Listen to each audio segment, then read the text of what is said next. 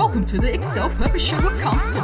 Today we have with us Meng Teck, a business young gun, millionaire investor at 26, runs two companies, investing and helping business automate their sales and customer messaging. Welcome. Hi, everyone. Thanks for having me. Oh, it's really good to have you, Ming. We met at like a mastermind.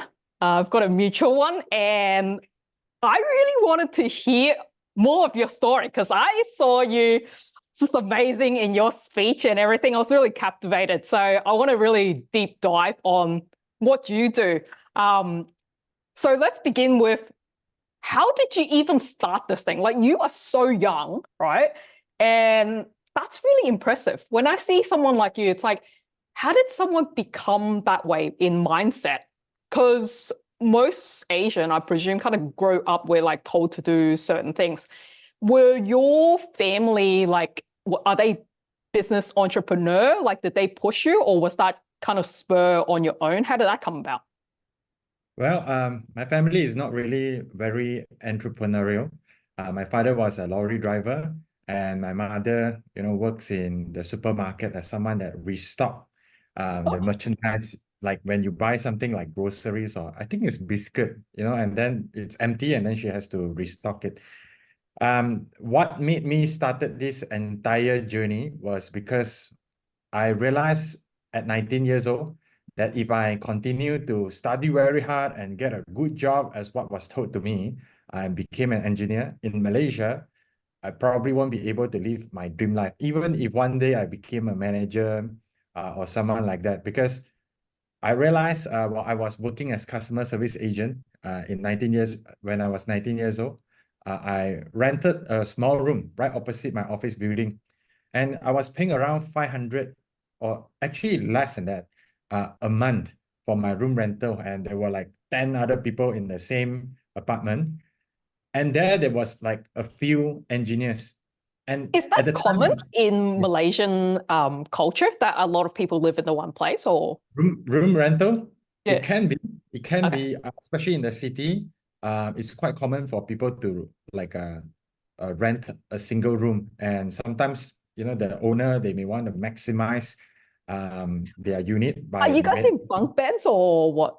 Like, no, not really. It's just a same room, like few people share and rent the same room, and they just maximize the space. Some of them may have bunk beds actually, but some of them just sleep on the floor, things like that. So it's common to have okay, like 2 to 3 people if they're trying to save money.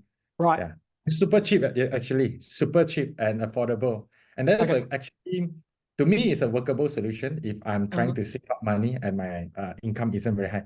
Anyway, so I was like intrigued, right? How come like the people that I want to become like engineer, which in my imagination is like they're having a lot of money and all this, are renting the room, right? And I asked them how much was their salary, and they say it's like 3,500 to 4,000. And that's where I realized, oh my God, Mhm. because I was already making around 3,500 a month because I was making a lot of OT.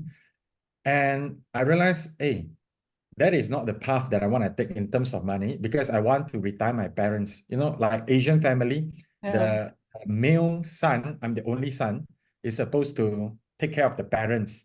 And I'm a bit of like a, big, like traditional Asian man, like those big men where I want to retire my parents, Yeah. wife for my wife and children. So like, even if I become manager, a 10 to 15,000 ringgit salary just won't cut it. So I Mm. know then I must either invest or become a businessman. That's why I push myself to go on that path.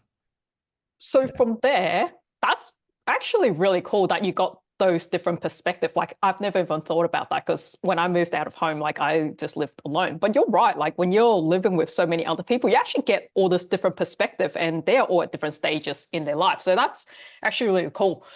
Now that you have this knowing that's not the path you want to go on, did you have mentors to guide you, or did you do a lot of research on your own? How did you dive into business just because you thought, oh, okay, well, that's not the path? But what really led you to trying something? Did you just start some small business first, or what happened? Well, if you talk about mentors, right, my view of mentors is I don't know whether it's conventional or not. For me, anyone can be a mentor. I can learn something from anyone, even if they don't officially become my mentor or they don't even know I'm learning from them. Even Yeah. people who fail, I can learn from them. So to me, the spark was actually, I would say the biggest spark was when I was working as customer service agent. I saw like a free event on Facebook where they were giving seminar, free investment class in a university. So I went, and that opened my mind, right? Because they talk about compounding interest, investment, value investing, how Warren Buffett became the richest man in the world through stocks investment. And I got so passionate into this entire investment thing that I actually tried investing on my own after that. Just from attending like a 2 hours free class, I got some idea. And because I was so hungry at the time to break through into becoming a businessman or investor, I don't know how to be a businessman, but I know, hey, these stocks things, maybe I can try. So what I did was I went and find like a brokerage firm and I opened an account and I tried investing on my own. And within my first month, I made my first profit. And that's where it felt like, wow, Wow. it's real, man. I can really make profit aside from being a normal employee. I can make profit from investment.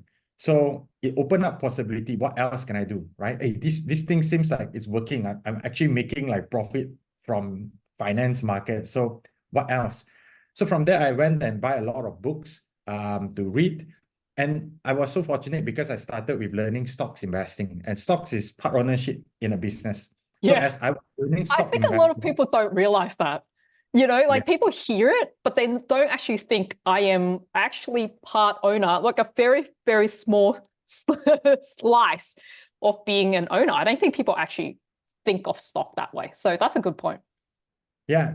In fact, actually, just for context, I actually run two business now. One is where I teach people how to invest in stocks, and another one is where I am trying to automate and, in fact, elevate a lot of the pain small and medium businesses they are having, which is kind of related. Maybe I'll go into them later. But anyway, I agree, that's true. And it's actually an advantage for people that know and see it as a part ownership in a business, especially in the US market. If you look at it like that, there could be a lot of opportunity when people are thinking short term and you're thinking a bit more longer term. There could be a lot of opportunity.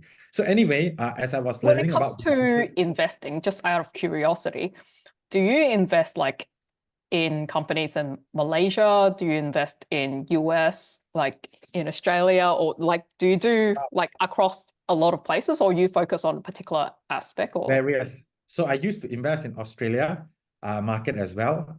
Then I also invest now in US market, Malaysia market, Hong Kong market. So globally, I look for opportunities. Yeah. yeah, okay, cool. So anyway, while I was learning about stocks, Yeah. and a lot of principles about stocks, actually part of it I'm learning about business because you're Mm, evaluating business, right? So there's yeah. some basic knowledge about it, but it's more from analyzing perspective, right? And the time where I really get to experience doing business is at the same time that was around 2013. Smartphone were becoming like a huge thing, right? Yeah. Yeah. Yeah. Using it, and I bought my first smartphone, Samsung Galaxy Note 2, and I realized it made me so much more productive. I can read news, I can Mm, look so many things. I yeah. didn't really have a lot of access to internet when I was young, so that was like the whole world's information is like in my phone, right? Yeah. It made life so much easier. It's sort of like having a superpower at the time. That's what I feel. And I realized this thing is gonna change so many people's life. I want it to be like I want to introduce this to a lot of people, and of course make a living out of it. And at the time, internet marketing was very hot, blogging was very hot. So I had this idea where why don't I start a business where I sell smartphone online, and the way I do marketing is by writing blogs. So I wrote like what is QR code, what is a smartphone, things like that. Oh, And I started, so you yeah, were blogging. yeah, I have a blogging. You I were started, blogging and selling products through the blogs? yep. As And an that's how, affiliate link or? no, so I didn't even have much capital. I don't have experience running a store. So how was it? I thought, okay, I have two problems. First problem is I need to get this to introduce to others. Number two, I need to find, like, how can I find supplier Yeah. can have the phone to sell and make a margin out of it. Yeah. And I don't have much capital to stock up, right? Mm. So what I did was I Googled suppliers of smartphone, and I called them, asked for price lists and etc. So I tried various ways. I asked if my friends know any supplier. And after looking at a few, I finally found one who is willing to work. I think he's trying to support me as a young entrepreneur. He was giving me very low prices for the phone, right? Wow. Because he bought a lot. I mean, he's quite a huge volume seller. So he's So got scales of economies. Like he yes, he buys a lot of stock, and you were able to leverage that so that you could actually bring to audience a cheaper price than if they walked into a shop to get it. correct. So, And much cheaper, wow, actually. Cheaper. that's Uh, crazy. That's and you got really resourceful. That's awesome. yeah, and on top of that, I don't even need to come up with the capital first. So I can Yeah. I And sell you don't phone have to have first. the warehouse because this is sitting somewhere else. He is You're just managing the pointing traffic inventory. to, Yeah. I don't yeah. need to worry about anything else. There's order, I go and collect the phone, and then after I sell and I make a difference. And to come up with the capital is just for like the 1 or 2 days where I pay him for the phone and then I get the money Yeah, back. and you And get it back anyway. So it, yeah. yeah.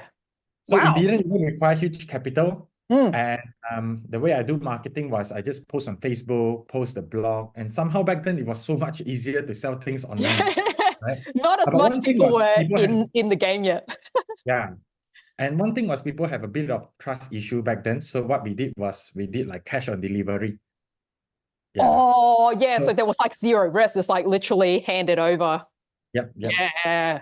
And I actually made some gross profit out of it, but it was very small. And I didn't know how to do marketing like I do today. Mm.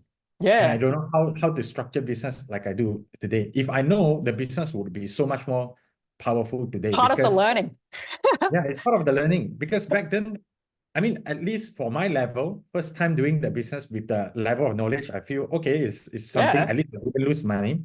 But it can be so much more if I have more skill and more knowledge that I Yeah. have to do. So anyway, 1 year into that, a lot of things happened. I recruited even my friends from my university. So after becoming a customer service agent, why I work there is because I have like 6 to 9 months break after my like sort of like A levels of Malaysia, like STPM. Mm. Then I went into university and I continued doing that smartphone business, selling smartphone business in university. Part of the reason why I'm doing that business is also because I know I'll be in university, so I don't have a way to make money. So side business is one of it. So I recruited some friends there, and one of them is still with me today in a different business, which is Really? the teach people how to invest in stocks. Oh, that's So awesome. it's useful as a jumpstart for experience, for skill, for knowing people, Mm. Yeah. So anyway, 1 year after that, I stopped the smartphone business because it was too difficult. Too difficult in terms where even though it's lower risk in terms of like loss of money, but smartphone were getting updated so quickly and so many Mm. smartphones. I just can't keep up. Yeah. Like the like inventory, like wow, this is the new one, this is the new one. What are we Yeah, on it now? wasn't like back because by then it wasn't like the Nokia 3310 when everyone just had one, or like the Yeah. first Ericsson where everyone had one. This is like now at the point when people are actually switching phone basically like every year when a new version comes out. And there's so Yeah. many versions, so many Yeah. different like range, especially with like so many new brands coming in. Yeah. So it's Yeah. difficult to manage. And anyway, I was very passionate about stocks at the time. Around the time 1 year after I start investing, I made my first 5 figure, which is like 60% gain. And I thought like, wow, I'm so good at this, man. Yeah. So anyway, I then started, because of passion, I started Yeah. teaching people how to invest in stocks in university. And that business scaled over time. Whilst To you were doing uni full Yeah, time, you were doing this side business. yeah. I Yeah. was Wow. seminar What and I about was your traveling. social life? What's that part of it? Well, actually, social life, I still have some because in being in university, I still have some, university Yeah, friends. uni But is kind of it's fun very in different, itself. like Yeah. I went to local university, government university. So a lot of the students there, they are they are in Malaysia, going to university is quite affordable, local university. Right. So a lot of students there, they are sort of like the good boys. Like if you are talking about clubbing or things like that, it's not so common. So it's like good boys. Our hangout is like we just go for like a tea session. That's our hangout, or maybe Oh, right. karaoke. Yeah, Yeah, that's our yeah, hangout. okay. Not Yeah. downing some vodka or something. Were you studying engineering or did you study business or Yeah, I something was else? studying engineering, Oh, you were. mechanical engineering. Yeah, so you can imagine our hangout session is quite, quite chill, those kind of Yeah, yeah. social. But I feel so grateful that I spend time doing those social because I get to meet different people from different background. My university have quite a lot of international students and also like people from different culture, races, which yeah, I wish I spent more time there actually. Yeah. What that That's social. cool. So let's fast forward a little bit now. Then, yeah, I can tell like you would have just tried many things given your mindset. So tell me about this other business then, this automated business that's helping people scale. What's that about? Yeah. So one of the breakthrough that I had with my this stocks education business, which is sort of like a seminar business, is we have very high attendance rate compared to the industry, compared to like benchmark. Our attendance rate for our webinar, free webinar, is super high. And what You do them live or you do them via like I virtually? do them live. So Wow. yeah, I do them live. What are And the numbers are we looking at, like attending? now it's about 50%. So Yeah. go to And register, yeah. free registrant to attendee is about 50%. Like benchmark, I think a lot of people are looking at like below 20%, even 15 or 10% now. Yeah, Yeah. because when it's free, people can press it, but they don't necessarily show up. Yeah. Yeah. Anyway, and now it's about 50%, but sometimes it's like 20 something, 30%. But even that is usually above the benchmark consistently. And what is different is we actually do a lot of this WhatsApp follow-up. In Southeast Asia, it works a lot. What's that? Because, yeah, WhatsApp. If I So were you to learn, collect phone numbers up on entry yes. That's during why registration or today, when they right? come into the door? No, when they register, we collect phone number and it's a requirement. So the other day I Do you was put like, them all in a group or do you individually fire them off individual. via system? Yeah. Individual. I have assistant that is doing that, right? I have a higher assistant just to do the follow-up via WhatsApp and sales queries, sales follow-up all via WhatsApp, and sometimes I even do call. So that's why I feel like this thing, it does improve our economics so much better, making it so much easier for us to be profitable. However, it's very manual, a lot of manual work, right? Yeah. And it's human, right? Sometimes like we are not robot. Sometimes we are busy, sometimes or what. Yeah. So I was, and then back in 2022 and ChatGPT came out, and I was like mind blown. Wow, this thing Oh, is so much yeah. better than any chatbot Yeah, out. no. Yeah, that was crazy. And being the entrepreneur, real mindset that I have, you see, back in 2013, I experienced a smartphone era. So Yeah. this feels so much like the smartphone explosion era. Yeah, yeah, yeah. It's like the start of something new. And Mm, I just can't resist that. I want to start something, related to this. I feel this can yeah, change people's life. They just don't for understand how sure. good it is. So I was thinking idea, but I can't find. I cannot find an idea how this can be working. At first, I thought, oh, can I integrate this AI into stocks? But then I think other people may be able to do it much better because I have so much data. So where do I stand in this, right? And one day, I just somehow have this aha moment. What if I can bring this AI into WhatsApp to do sales follow-up with my clients, right? It can Mm, handle objection so well. It can handle all the queries at a massive scale. So I had this idea, but I do not really know how to code. I don't really like already know someone that is like a developer that I know. So I mm. went and like asked around, hey, do you know any developer and any developer? And a friend of mine, my best friend actually, he introduced me to his brother-in-law, who is a developer. And I think I got so lucky because the moment we meet, just click. And he also wanted to start something like that. And he has experience with AI, using AI as a chatbot to help businesses do things. So we just started this thing and we experimented. In around November, December last year, we actually rolled this out within my company, the seminar company, and we tried, and we actually collected like over 40 something thousand ringgit in sales with it. So it's not selling Wow. this software and collected the money. The software, the AI, collected money for this stock seminar education program. So it already proved, right? And they even know it's an AI. I told them you're talking to AI, and yet they will still reply. So it's a proof of concept that people don't mind talking to AI. And They don't, when they are able to talk to you in a way that still makes you feel good. Yeah, like when I talk to ChatGPT, like I still feel good about that. Yeah, because it's not the same as, I think the way it's evolved is very different than when you like log into some company's site and you're talking to a chatbot and you're like saying something and it just randomly pulls out help guides that's like not related to what you're asking and go, "Is this helpful?" It's like, no, and then you're getting more and more frustrated, right? Whereas the AI evolution has gotten to a point when you talk to it, it's like it's actually talking to you back in things that is relevant to what you were looking for. That's why we like it. Yep. And the beauty with like this AI is nowadays, we don't even need to know. I mean, you let the developer do all the difficult part. But when it comes to using it as user, we don't even need to know coding. We just, like how I configure the AI is just like talking to a human. So your job is to do this and you should do it this way, this way, this way. And if you find it doing something that is, you don't like, you can just go and add one more line. Please don't do this. Just like Yes. talking to a human. So it's so easy Yeah. nowadays. Yeah, you can just refine it by asking it, and it's kind of teaching itself. It's like, okay, that person didn't like this output. Okay, I'll adjust my own input to give them the output that they're looking for.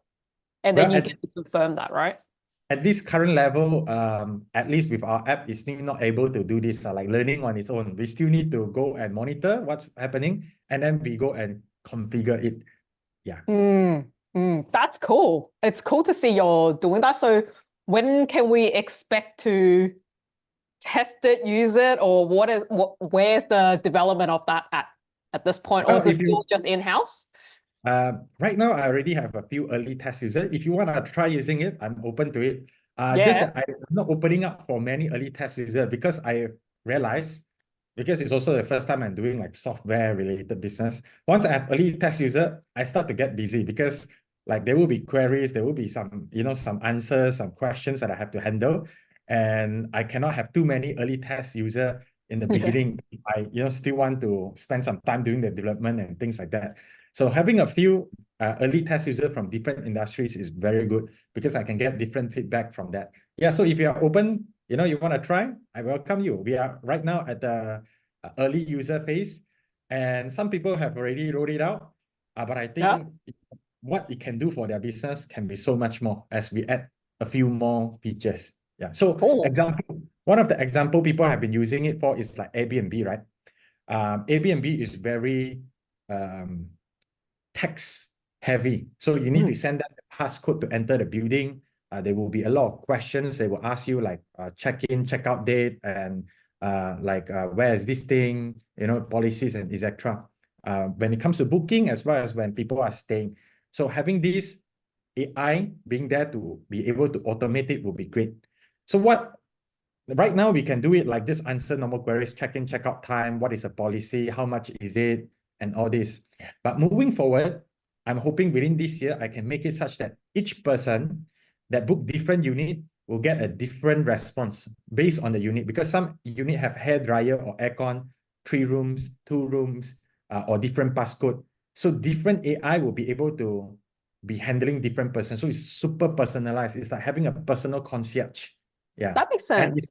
Because it's it super would hands-off. literally just Yeah. be a database of like kind of a tick box. Does this room has this feature? Does it not have it? And it's just basically reading that. And Yeah. all of that material would like normally be on a web page anyway. So it's just getting the AI to read this again and pull out the necessarily part to give it back to the customer. That's cool. Yeah.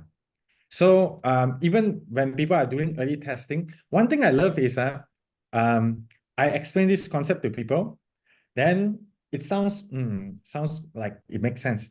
But I like to see their reaction when they start getting their first text on the mobile number that they choose from the AI. That's where they're like, wow. All Love seeing right, that, let's man. give that a go. Yeah. I'm happy to try that. Yeah. Then I can give the feedback to people after. Then Yeah. maybe there'll be like a second one of these where I'm like, okay, I've tried that thing and this is what happened. Yeah. And in fact, yesterday, 2 days ago, not yesterday, I received my first call from AI. Like AI is calling me in like a human voice and can talk to me, and I can reply back in various ways, and it knows roughly how to handle if I configure it properly.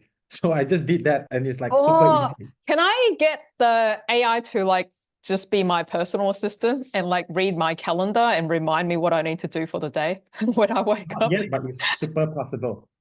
With my app, not yet. You know, a lot of these capabilities are there. It's just that developers need to make it happen.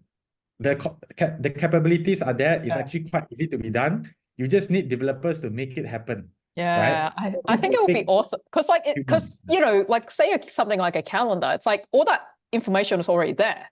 Yep. It's just instead of me looking at it, it's just like, good morning, Carls. Today is Wednesday, and in the morning at 9 o'clock you have this meeting. Like it's like I just want someone to tell me what I need to do. This is perfectly doable. Perfectly Yeah. doable. But I think you don't need to wait for my company. Probably, I'm guessing like maybe Probably even out there Siri somewhere. can do that. I think probably Siri can do that like in the next 1 to 2 years. I'm just guessing, right? I would be surprised if, Apple doesn't make a move on that. Yeah. Yeah. Oh, that's exciting. So for your thing, what's the time frame you're expecting for it to possibly roll out for other people to use it? Sometime this year? Yeah, I'm aiming for July. But let's see, right? Because when I rolled it out, one concept that I learned from my business, right, over the past few years is at first the idea, because I was very new to business. So I had the right mindset, which is to roll things out first, right? And then just do it, right?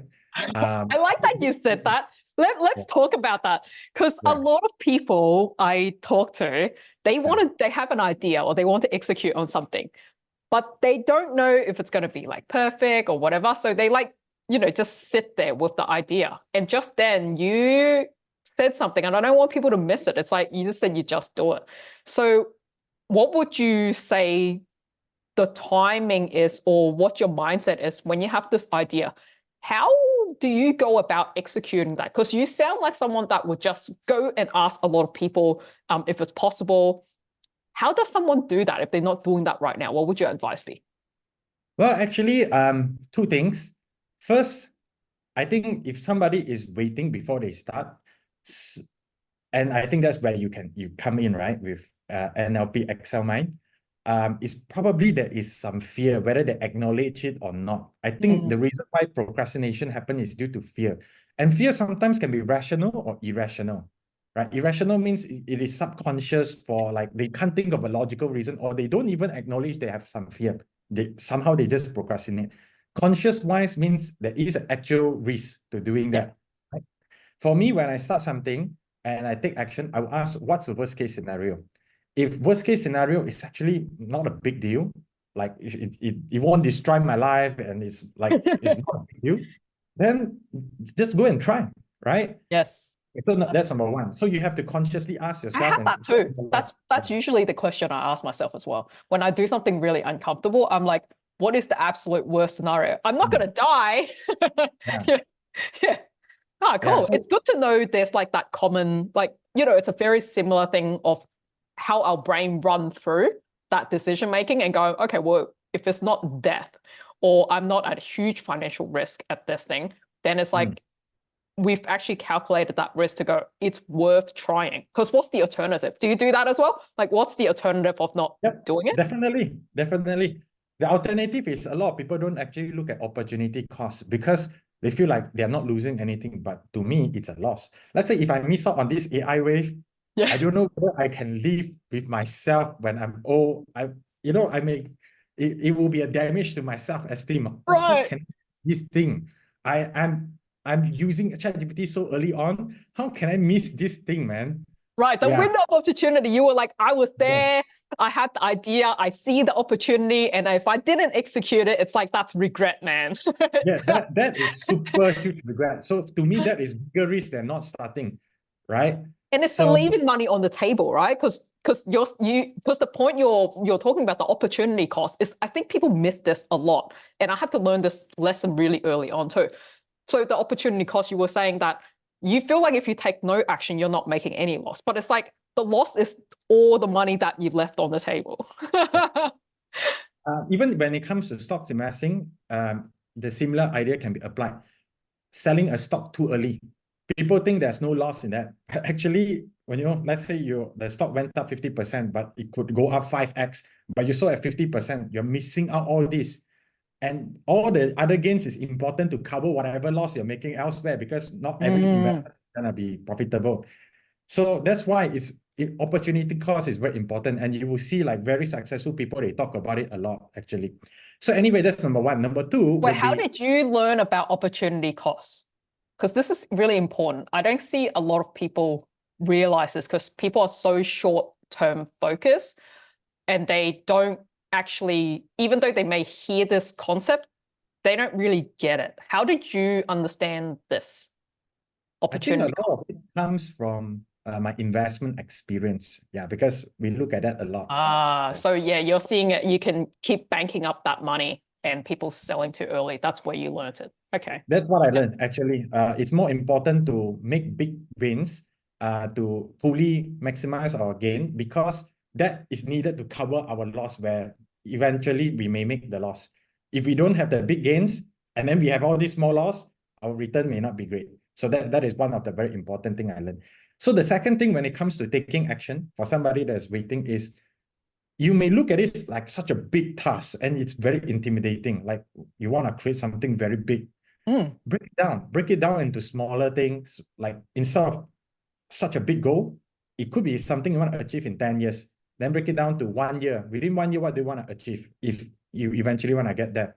Okay, then what is something that you can do right now within the next 1 week, just to start, just to explore? Break it down into smaller things and just do the first thing. Don't even need to think so long. Yeah. Just first thing first. How do people stop the, oh, what about this? Or what about this? Or what about this? I don't even think that far, I have a Me long-term neither. vision. But things change. Once you do Yeah. business, you notice whatever plan you have, highly likely it's gonna change. Like even 1 year plan, you're gonna change, right? Over Yeah, time, it's as you get feedback. Yeah. But once because you the make the first mind step, broadens. I think this is the part that people miss, right? Like whilst we are taking each small step, it's not that we didn't have a vision of where we wanted to land. That's there just vaguely, and it's okay that it's vague, right? Because as you take those steps, like your vision and what you know will actually broaden, and that changes the actual game plan because you're like, oh, there's more things possible.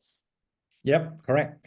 And actually, as you take the first step, automatically you will take the second step because Yeah. it will compel you, right?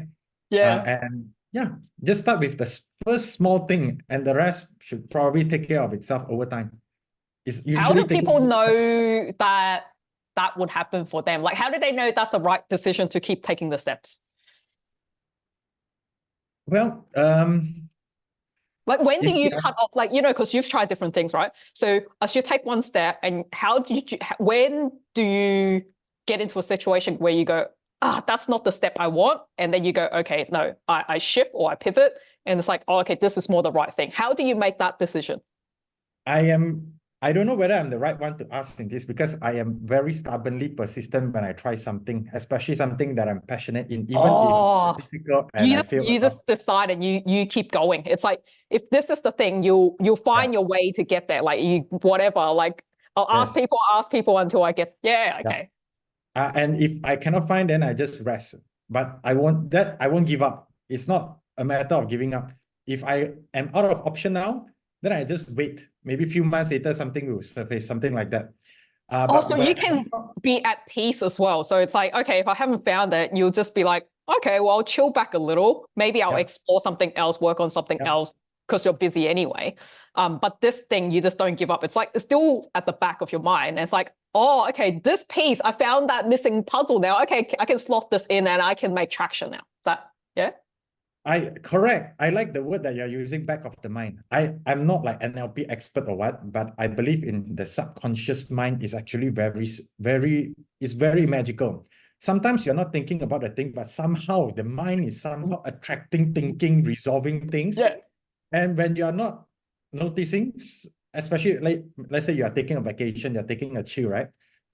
Taking back, suddenly you just have this idea, oh my God, I figured it out of the blue, right? Then things Because start your moving mind's not again. cluttered with all the stress and office work and the usual thing that is so cluttering. It's like that's what when you go on holiday, it's like, oh, okay, your mind actually has space. Yeah. However, I need to share that sometimes where I do give up on a business idea on something, the reason will be because I think it's no longer worthwhile. It's not worthwhile. Even Can if you I give me an achieve it, it's example not of worth that? it. What becomes like not worthwhile? Well, I give you the first the example of the business that I started the first year, smartphone. Oh, yeah. Yeah. It's like it To was a good me, idea at that point, but then you realized for the time you're putting into making the yeah. blog and the technology change and the environment that we're in, it's like, oh, okay, that is not as viable than making taking a step that you go, okay, I can actually make more money doing something else with a better idea. And having a better life, something I'm passionate in, something I'm doing anyway. So that is much more worthwhile for me, right? What's your like the North Star for you? What do you hold on to? Is it like is it the better life that is like always that's the thing that pins you to go, okay, well, this thing is not giving me a better life. I switch. Like, is that the motivator for you, or is it what is it? I think mainly it will be meaning. Is this thing? Meaning. Yeah. Yeah. Because if you just talk about making money, I think there are some ways where I can make more money faster, easier, even now than doing what I'm doing now. 100%. But if I think money, when it comes to a point when we have enough, Yes. then meaning is very important as well. So I Yes. want to make a lot of money, no doubt about it, but at the same time doing something that I feel meaningful about, that I feel this thing, even if I don't do, somebody should do. And when it comes to business, it has to be something where even if you are not getting paid for it, not to say you don't want to get paid for it, but even if you are not getting paid for it, you still will do it because you Yeah. find that it's important. Because why? Yeah. Business sometimes get tough. Sometimes you're losing money. So Yes. why are you doing it when you're losing money and getting all these problems? It's actually easier to do something else. And what keeps you going during that time is you feel this thing is important. Even if you don't do, you want somebody to do it, right? Yes. Somebody has to I've do got the it. chill from you saying that. It's like, because it really resonates. I 100% agree with you. The meaning is what pulls us through. It's what pulls us through in the hard times of entrepreneur journey. It's like, if there was no meaning to it, you wouldn't slug it out. Like the entrepreneur journey is a tough journey. And there are times when it's stressful. Like, and you would only get through it when something is very meaningful. What is that meaning for you? For me, it would be something that I feel is having a huge impact in other people's life. So, for example, when I teach people how to invest, it's having a huge impact in their life, right? Yeah. If they can do it properly. And when it comes to this sales bot, it transformed even my life, right? And it can transform so many people's life and their business as well. Like one of the pain that a lot of business owners are having is like when they want to scale, they do not know where to find the right people. They don't have time to do training.